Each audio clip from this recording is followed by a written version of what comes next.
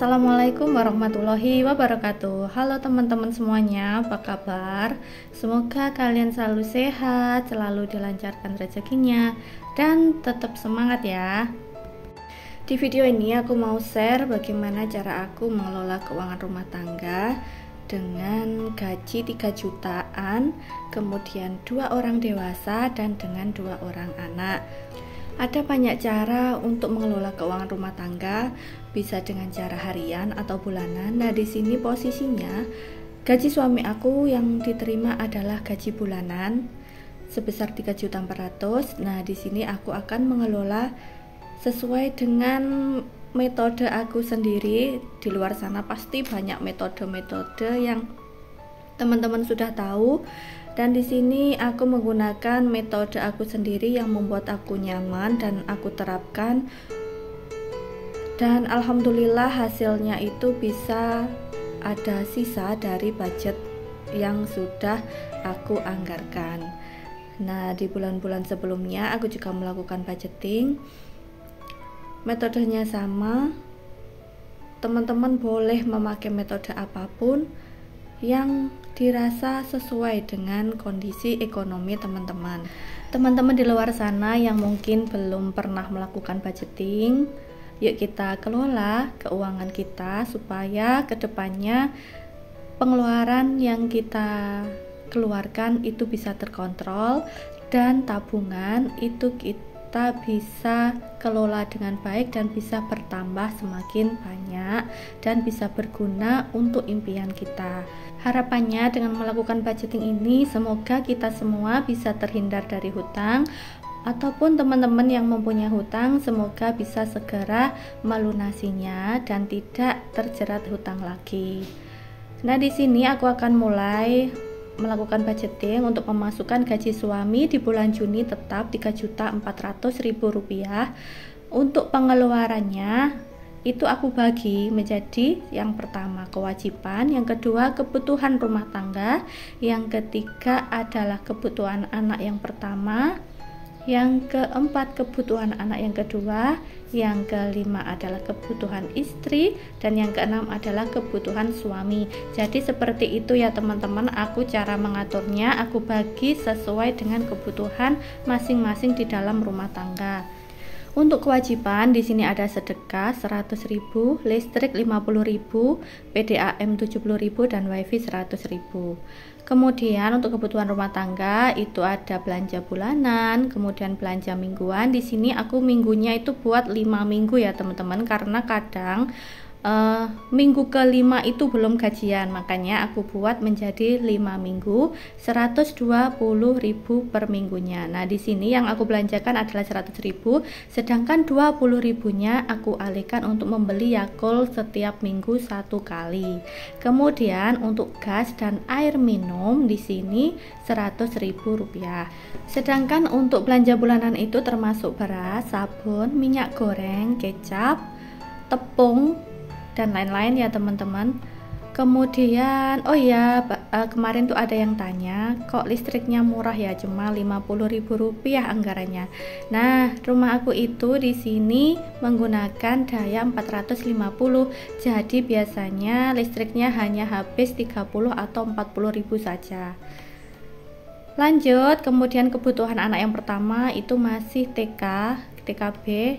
Untuk susu 150.000, SPP sekolah 60.000, SPP ngaji 10.000 dan jajan Rp5.000 per harinya. Sebenarnya jajannya untuk sekolah itu 2.000, tapi kadang kalau pulang sekolah itu minta jajan lagi. Jadi aku anggarkan 5.000 per harinya.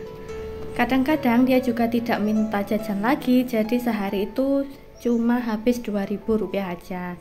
Jadi kalau setiap bulan itu pasti ada sisa dari jatah uang jajan anakku yang pertama ini. Lanjut, kemudian yang keempat kebutuhan anak yang kedua, usianya 23 bulan.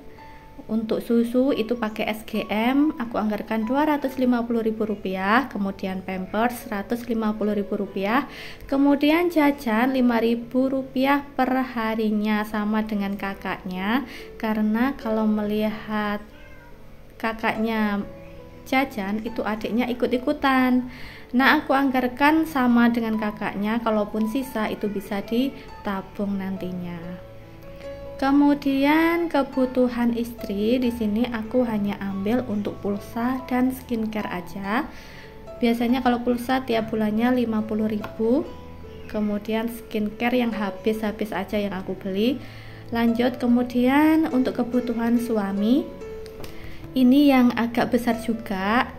Uang makan itu 200.000 rupiah. Kemudian arisan GGD 110.000 rupiah. Arisan RT per minggunya 10.000. Aku anggarkan total 50.000 rupiah sebulan. Kemudian bensin 2 motor itu 300.000. Jadi motornya ini ada 2, satu motornya suami, satu motor yang aku pakai sendiri. Tapi bensinnya aku gabung tuh anggarannya jadi 300.000. Untuk bensin mobil itu 200.000 rupiah. Jadi totalnya 860.000 rupiah. Nah, total pengeluaran untuk bulan Juni ini adalah 3.300.000 rupiah. Sisa 100.000 rupiah. Nah, di sini 100.000 rupiahnya aku anggarkan di lain-lain atau untuk dana tak terduga. Biasanya dipakai jika ada kondangan atau tiba-tiba ada perlu beli obat seperti itu. Jika pun sisa nanti bisa ditabung. Aku sudah selesai menuliskan perencanaan anggaran untuk bulan Juni, anggaran rumah tangga aku. Nah, sekarang aku masukkan ke dalam binder lagi. Siapa teman-teman yang kesusahan menulis di binder? Kalau aku tuh susah ya teman-teman menuliskan di binder. Jadi sebelum menulis itu aku lepas dulu dari bindernya, baru nanti kalau udah selesai aku masukkan lagi ke dalam binder. Siapa yang sama? Ayo.